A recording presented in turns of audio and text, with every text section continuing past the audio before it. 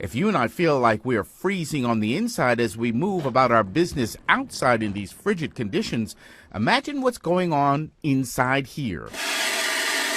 7 on Your Side is taking you behind your home's walls and inside water pipes to see what quietly goes on when they begin to freeze. We fill it up with water and we're going to put it in the freezer. This is master plumber and owner of All Plumbing, Kabir Shafiq. He helped us with this experiment, filling pipes identical to ones found in homes like yours or mine with water. After a night in freezing temperatures, a look inside shows the water in the pipes has turned to ice. Even if you turn off the water source inside your home that feeds the water outside, there could still be water trapped throughout the pipe, water that is now frozen.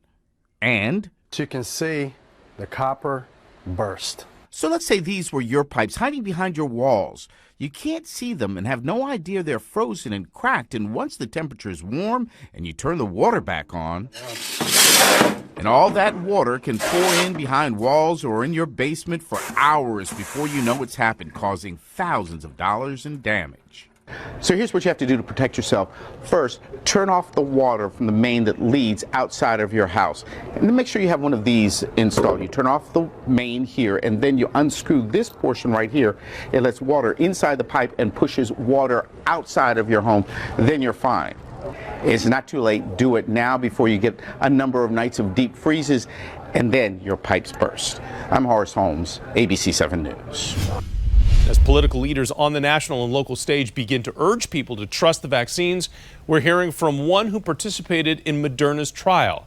7 on Your Side's Heather Graff is counting down to a vaccine with a Falls Church council member's firsthand experience. Heather? Well, Jonathan, Councilmember David Snyder considers this another form of public service, not just taking part in the trial, but also being vocal and upfront about how it went.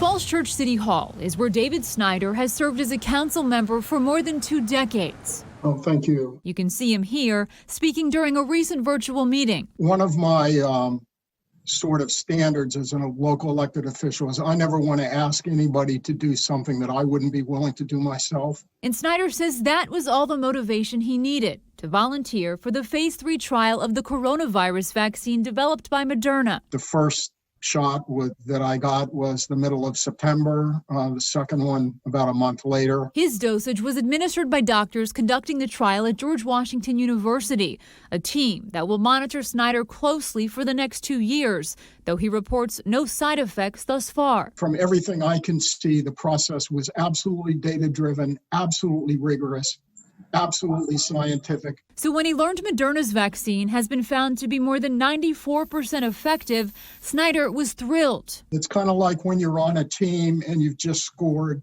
the goal. And as it nears final approval, this city council member is on a different kind of campaign. I can tell you from firsthand experience, encouraging people to trust the shot and the science behind it. And I have no question in my mind that the vaccine is something that people should take.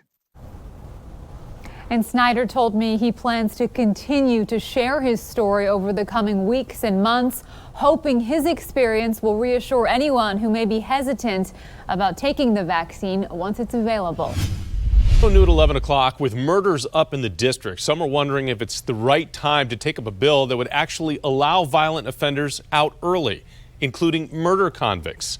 ABC 7's Annalisa Gale's at police headquarters on this rainy night with the controversy over the Second Look Amendment. Anna? Well, Jonathan, supporters of the Second Look Amendment Act believe that it could provide a second chance for inmates who have spent at least 15 years behind bars. But on the other hand, victims' loved ones believe that it may allow for some inmates to return to the streets of D.C. too soon. ANC Commissioner Daryl Gaston has been going door to door with flyers of the city's youngest homicide victim in 2020. And while he grieves for another young life lost in the city, he was also thinking of his own 15-year-old godson, Gerald Watson, who was shot and killed 2 years ago. Chased him down in a hallway and shot him over a dozen times. The suspect arrested in Watson's murder is a 16-year-old charged as an adult. The council is about to pass a bill that says that a 23-year-old can't know the difference between right and wrong. In his fight for justice, he's now opposing a bill proposed by the D.C. Council known as the Second Look Amendment Act. The bill would expand on a law that allows some inmates to petition for early release if they were under 18 at the time they committed their crimes and after they spent 15 years in jail. I think we're becoming a city where we're giving criminals more rights and freedoms, and we're disregarding families who are still grieving. If approved in a final vote, the Second Look Amendment Act would raise the age for eligible inmates from under 18 to under 25. As a former prosecutor, I've had to work and interact with victims pretty extensively. Councilman Kenyon McDuffie supports Second Look. He says the bill will help to balance the playing field in the criminal justice system.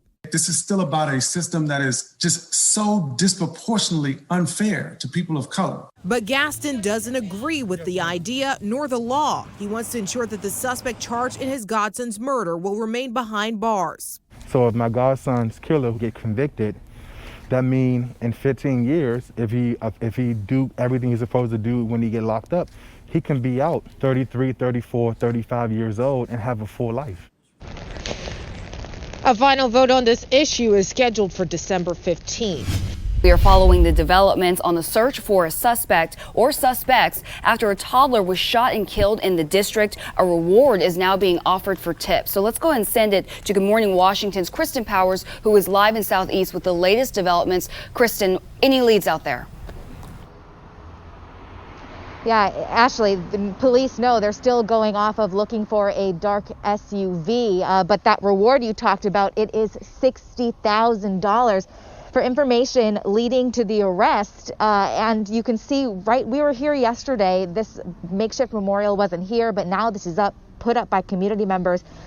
These are pictures of Carmelo Duncan. So he was riding on Southern Avenue with his dad and brother when someone shot and killed him. The community is now taking action. People held a small march and vigil for the baby last night. Organizers insist somebody knows something. They want justice and for people to step up with information so the killer or killers are caught immediately. If you happen to know who was in that vehicle and you're holding them and you're housing them, you are a part of the problem. Yeah, and as I mentioned, there's not much suspect information. If you know anything, please call police. A vigil for Carmelo is set to be held tomorrow. That will be at 7 p.m. in Southeast Washington. I'm Kristen Powers for Good Morning Washington. Back to you. So tragic, so senseless and sad. Kristen, thank you. Now here is the text and tip lines again. If you have information on this shooting, you can text 50411. You can call 202-727-9099. We're also sharing this info and what police are looking for on our social media accounts, Facebook, Twitter, Instagram. Please go online, share the story to get the tip lines out there. Horace?